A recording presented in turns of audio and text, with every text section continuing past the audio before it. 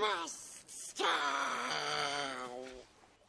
It does not care. Okay, that guy right there, Golem, Smeagol, whatever his eyes dictate his name is at a given point.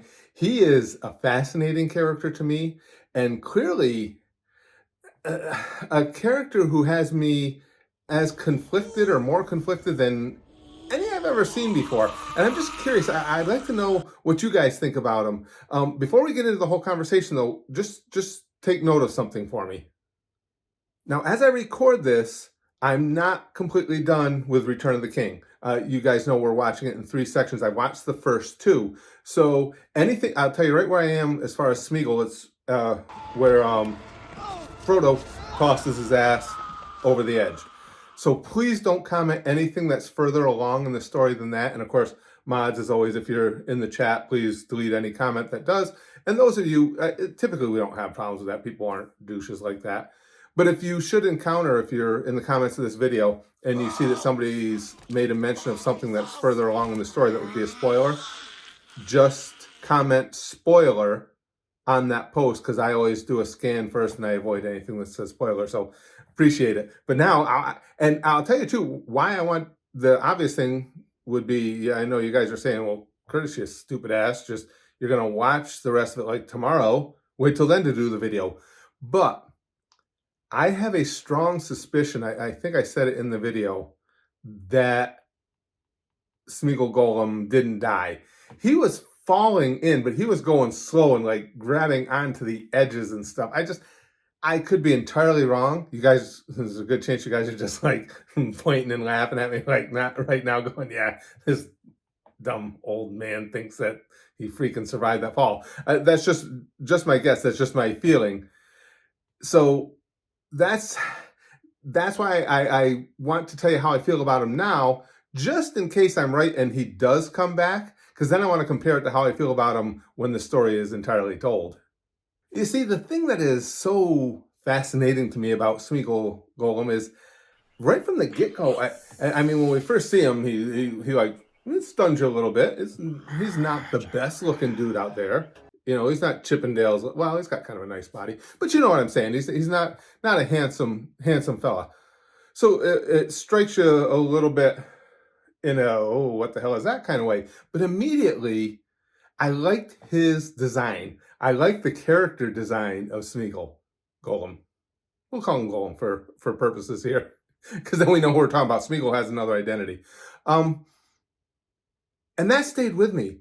Whether he's actually being funny, because he is funny in a lot of the scenes, whether he's being, I was gonna say devilish, but downright demonic and evil with that sneer he gives, or that arrogant smirk he gave to Sam as he was as they were climbing the mountain there, and he was convincing or beginning his process of convincing Frodo to turn on Sam. That miserable little smug sneer, that's hard to say, he gave was awesome. I mean, there's just something about his character that hits perfectly with me. But I also am fully aware that he's an asshole. So for instance, while Sam was doing the old ground and pound on him, had him on the ground, just jacking him up, I was like, yeah, hit him again. And this is a character I like. I really like Golem. But he needed that ass beaten. And I was happy seeing him get it. And then to take it further, freaking Frodo throws him off the cliff.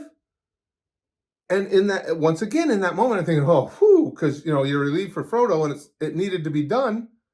But then as he's falling, it's like, oh, but I kind of like that guy. And that's what I mean. That's why he presents such a conundrum to me.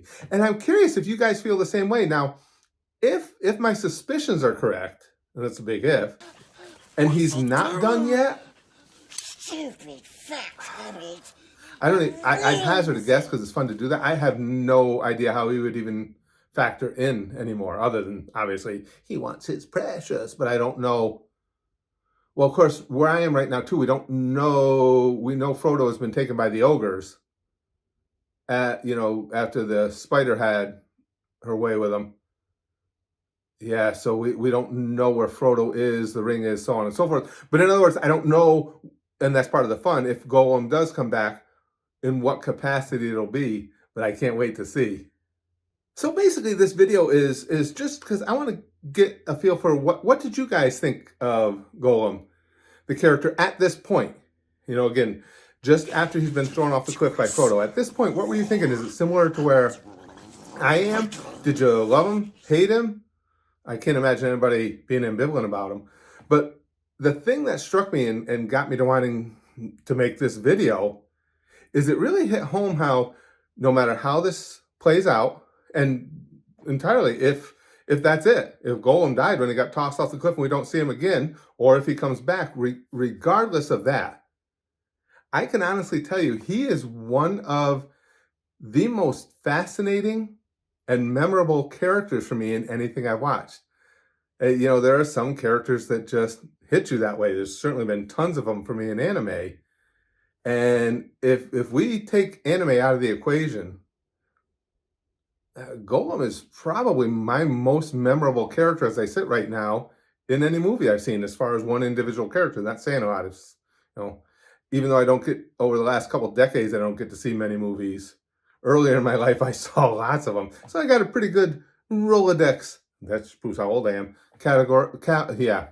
Rolodex library of movies I've seen, and none have really captured my imagination better than Golem. What I'm saying is, no matter what happens here, I'll remember them.